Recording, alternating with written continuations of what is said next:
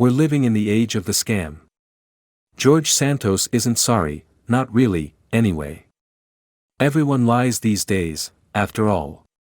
The Long Island Republican who won a key election by vaunting his biography as the deep-pocketed biracial grandson of Holocaust survivors might not be the grandson of Holocaust survivors. Or biracial. Or deep-pocketed. Yet he is likely soon to be sworn in, admitting only to the peccadillo of résumé embellishment when really what he seems to have done is made up almost everything about his biography. The thing about Santos is that nothing about him can be trusted, from where he went to high school, not New York's famed Horace Mann, to where he went to college, nowhere, to where he got the nearly $1 million he lent to his campaign, who knows, to when his mother died, on a day other than 9/11. All this is shocking but not surprising, a phrase that has achieved meme status in recent years for a reason: we're living in the age of the scam. Sam Bankman-Fried never lied about who he was, but of course he didn't have to. The guy was born on Stanford University's campus. He went to college at MIT. Along the way he attended something called Canada/USA Math Camp.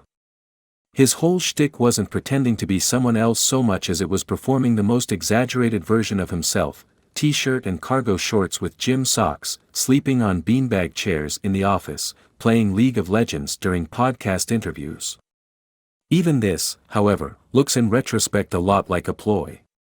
People should trust me because I'm honest enough not to pretend I'm the type of person people should trust. The cryptocurrency exchange FTX probably wasn't designed to be a vehicle for its founder to lend money to himself to make risky trades, and midterms donations, too. Bankman-Fried might have been fooling himself as much as he was fooling anyone else, not realizing, or not letting himself realize, that you can't create money out of nothing more than hype. Of course, this plague is endemic to crypto. Look at the speculative coins whose value depends entirely on whether lots of investors are trading in them so that investors can't afford to stop trading in them. Behold the cartoon apes that cost hundreds of thousands of dollars until suddenly they don't because no one thinks they should anymore. FTX would have kept working if people hadn't started to worry that it didn't work. Much of the industry operates that way. The key is that the lie is sustainable as long as the marks are also lying to themselves. Most Americans don't understand crypto. But Americans understand lots of other startups that don't rely on distributed ledger technology designed to solve the Byzantine general's problem. They understood Elizabeth Holmes' blood testing Gambit Theranos, a scam. They understood shared office space solution WeWork, also, basically, a scam. They understand the delivery apps they use to get a guy to bring bowls of ramen to them on his bicycle, unprofitable at the core but pretending still to be viable businesses in a manner describable as, yes, a scam. We understand catfishing. We understand Instagram influencers whose perfect lives we scroll through as we procrastinate our way through our imperfect ones. They're paid to look pretty, or happy, or even politically engaged. They're paid, essentially, to perform.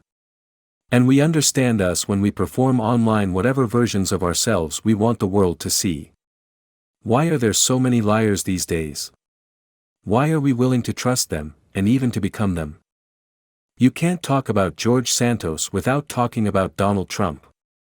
The former president, too, got elected by lying, conjuring up facts and figures to paint him as wealthier than he was when it came to the public and poorer than he was when it came to the IRS, inventing tales about immigration or trade or NATO to stoke voters' anger and fear, accusing his opponents of corruption when he was really the one flirting with a foreign adversary.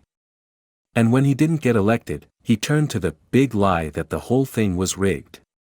Trump embodies the age of scam in his sagging suits and self-branded ties, and he explains it, too. We all want to win, and a whole lot of us are more afraid than ever that we're losing. We're worried about money, we're worried about the planet, we're worried everyone else is having fun without us. We're looking for easy answers to a host of hard problems, and hawking them is every scammer's trade. I alone can fix it is not all that different from, this token above all others can make you rich, or, this blood testing tech can save your life. We talk about imposter syndrome, the anxiety that we're faking it even when we've made it, and that someday the whole world will find out. We all want to be reassured that we aren't losers, and more particularly that we aren't losers pretending to be winners. So even though we know everyone else is scamming a little bit, or at least resume embellishing, and we're scamming a little bit too, part of us wants to believe that some too good to be true things are true after all, that gay Republican deep-pocketed biracial grandsons of Holocaust survivors do exist. Santos described himself in interviews during his campaign as the American Dream.